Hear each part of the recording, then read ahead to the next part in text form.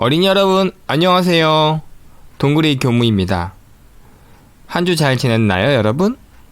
오늘도 교무님과 함께 그림책 마음 공부를 시작하도록 하겠습니다. 오늘 함께 볼 그림책은 토미드 파울라가 글을 쓰고 그림을 그린 오른발 왼발이라고 하는 책을 볼 거예요. 책 표지를 보세요. 할아버지와 예쁜 아이가 같이 서 있네요. 할아버지의 사랑을 받고 자랐나 봐요. 어떤 내용인지 한번 이 책을 보도록 할게요. 오른발, 왼발. 보비라는 이름은 가장 친한 친구인 보브 할아버지의 이름을 따서 지은 거예요. 보이는 3살도 안 돼서 할아버지라고 말할 수 있을걸. 그러면 보브라고 부르게 할 거야. 정말로 보브는 보비가 처음으로 한 말이었어요. 할아버지는 보비에게 걸음마를 가르쳐 주신 분이었어요. 보비, 내 손을 잡아보렴. 오른발, 왼발. 할아버지와 보비가 가장 즐겨하는 놀이는 오래된 나무 블록 쌓기 놀이였어요. 블록은 계단 아래 작은 재봉실 선반에 놓아두었죠. 블록 두 면에는 글자가, 또 다른 두 면에는 숫자가, 나머지 두 면에는 동물과 물건 그림이 있었어요. 할아버지와 보비는 아주 천천히 블록 위에 블록을 올려놓아 높은 탑을 쌓았어요. 블록은 모두 30개였죠. 어떤 날은 탑을 절반쯤 쌓았을 때 탑이 무너지기도 했고, 어떤 날은 탑을 거의 다 쌓기도 했어요. 하나만 더 쌓으면 돼. 코끼리 그림 블럭이에요. 할아버지와 보비는 아주 조심스럽게 맨 꼭대기에 코끼리 블록을 올려놓으려 했어요. 하지만 할아버지가 재채기를 하는 바람에 탑이 몽땅 무너졌어요. 할아버지는 코끼리 블럭만 보면 꼭 재치기를 해요. 다음에는 잘해보도록 하자꾸나. 할아버지, 나한테 어떻게 걸음마를 가르쳤는지 얘기해줘요. 나는 내 작은 손을 잡고 이렇게 말했단다. 오른발, 왼발, 따라해보거라 라고 말이야. 보비의 5번째 생일은 할아버지와 보비에게 아주 특별한 날이었어요. 두 사람은 놀이동산에 놀러 갔어요. 하늘을 나는 기차도 타고 핫도그와 아이스크림도 사 먹었죠. 함께 사진도 찍고 둘이 같이 노래 부른 것을 녹음해서 테이프도 만들었어요. 날이 어두워진 다음엔 불꽃놀이도 구경했어요. 집으로 돌아오는 길에 할아버지는 보비에게 재밌는 이야기를 들려주었어요. 나한테 어떻게 걸음마를 가르쳤는지 얘기해줘요. 보비가 조르자 할아버지는 또 이야기해 주었어요. 보비의 생일이 지나고 며칠 뒤에 할아버지는 매우 아팠어요. 보비가 집에 돌아왔더니 할아버지는 집에 없었어요. 할아버지는 몸이 편찮으셔서 병원에 계시단다. 뇌졸중이라는 병에 걸리셨다는구나. 할아버지가 보고 싶어요. 할아버지를 보러 가요. 그럴 수 없단다. 지금 할아버지는 너무 아파서 아무도 만날 수 없어. 할아버지는 팔다리도 움직이지 못하시고 아무 말씀도 하지 못하신단다. 의사 선생님이 그러시는데 할아버지가 아무도 알아보지 못하신대. 우리는 할아버지가 나아지실 때까지 기다릴 수밖에 없구나. 보비는 어떻게 해야 좋을지 몰랐어요. 아무것도 먹고 싶지 않았고 밤에 잠도 잘 오지 않았어요. 보비의 마음이 풀리려면 할아버지 병이 꼭 나아야만 했어요. 1달, 2달, 석 달이 지났어요. 할아버지는 아직도 병원에 있었고 보비는 할아버지가 무척 보고 싶었어요. 어느 날 보비가 학교에서 돌아오자 아빠가 할아버지를 집으로 모셔왔다고 했어요. 보비야, 할아버지는 아직도 편찮으시단다. 움직이지도 못하시고 말씀도 못하셔. 엄마랑 아빠도 알아보지 못하신단다.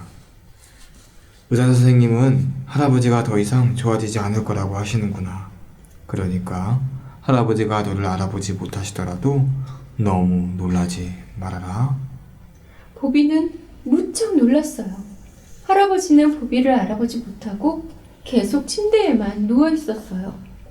아빠가 할아버지를 옮겨 의자에 앉혀드렸지만 할아버지는 아무 말도 하지 않았고 움직이지도 않았어요. 어느 날 할아버지는 보비에게 무언가를 말하려고 했어요.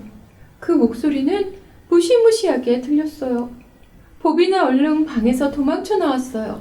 엄마, 할아버지가 괴물처럼 소리를 내요. 보비야, 어쩔 수 없단다. 보비는 할아버지가 앉아 계신 방으로 다시 들어갔어요. 할아버지 얼굴에서 눈물 같은 것이 흘러내렸어요. 할아버지, 도망가려고 했던 건 아니에요. 무서워서 그랬어요. 미안해요. 내가 누군지 알아요? 보비는 할아버지가 눈을 깜빡이는 것을 보았다고 생각했어요. 엄마, 할아버지가 날 알아봐요. 보비야, 네가 너무 흥분해서 그래. 할아버지는 아무도 알아보지 못하셔. 그때 보비에게 좋은 생각이 떠올랐어요. 보비는 얼른 계단 아래 작은 재봉실로 달려갔어요. 그러고는 선반 위에 있는 상자를 꺼내 할아버지가 앉아 계신 곳으로 돌아왔어요. 할아버지 입가에 작은 웃음이 비쳤어요. 보비는 탑을 쌓기 시작했어요. 반쯤 쌓고 거의 끝까지 쌓고 이제 마지막 블록만 남았어요. 할아버지, 보세요. 이제 코끼리 블럭만 남았어요. 그때 할아버지는 이상한 소리를 냈어요. 재채기 소리 같았어요. 탑은 쓰러졌고 할아버지는 웃음을 지으며 손가락을 위아래로 움직였어요. 보비는 웃고 또 웃었어요. 이제 할아버지가 곧 나으시리라는 걸 알았으니까요. 할아버지는 천천히 조금씩 말하기 시작했어요. 보비, 할아버지는 날이 갈수록 점점 더 또렷이 말할 수 있었어요. 할아버지는 손가락을 움직이기 시작하더니 나중엔 손까지 움직였어요. 어느 날 할아버지는 거의 혼자서 숟가락으로 밥을 떠서 드셨어요. 그러나 아직 걸을 수는 없었어요. 날씨가 따뜻해지자 아빠는 할아버지를 모시고 나와 잔디밭에 있는 의자로 옮겨드렸어요. 보비는 할아버지 곁에 앉았죠. 보비야, 이야기. 보비는 할아버지께 이야기 몇 가지를 들려드렸어요. 너 나 걷자. 보비는 할아버지 앞에 선 다음 할아버지가 어깨를 짚고 일어서도록 했어요. 좋아요. 할아버지, 오른발. 이번에는 왼발. 여름이 끝나갈 무렵 할아버지와 보비는 잔디밭 끝까지 걸을 수 있었고 할아버지는 날이 갈수록 말을 점점 더 잘할 수 있었어요. 보비의 6번째 생일날 보비는 블록 상자를 꺼내와 천천히 탑을 쌓았어요. 이제 블록 1개만 남았어요. 얘다, 코끼리 블록. 보비는 블록을 꼭대기에 올려놓았어요. 헤치! 할아버지는 코끼리 블럭만 보면 꼭 재채기를 해요. 우리 다음번엔 진짜 잘해봐요. 이젠 옛날 얘기를 해주세요. 할아버지는 보비에게 이야기를 재밌게 들려주었어요. 보비야, 나한테 어떻게 걷는 법을 가르쳤는지 얘기해다오. 할아버지가 내 어깨에 이렇게 짚고요. 난 말했어요. 오른발, 왼발, 따라해 보세요라고요. 네, 첫 주인공인 우리 보비가 할아버지가 쓰러지게 된 것을 보고 너무너무 슬퍼했어요. 하지만 보비는 할아버지가 예전처럼 다시 혼자서 밥을 먹고 말을 하고 걸을 수 있도록 도와주네요. 예전에 할아버지가 보비를 가르쳤던 것처럼 말이에요.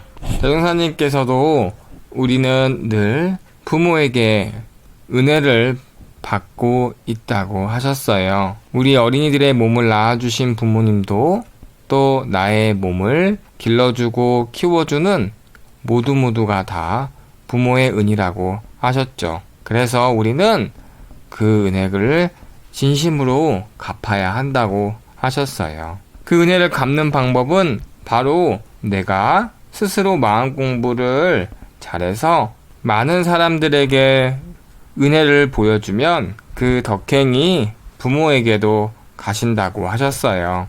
우리 어린이 여러분, 오늘도 나를 위해서 키워주고 돌봐주신 부모님에게 감사합니다 하고 말씀해 주세요. 오늘의 미션은 그것으로 할게요. 그럼 다음 주에 또 만나요.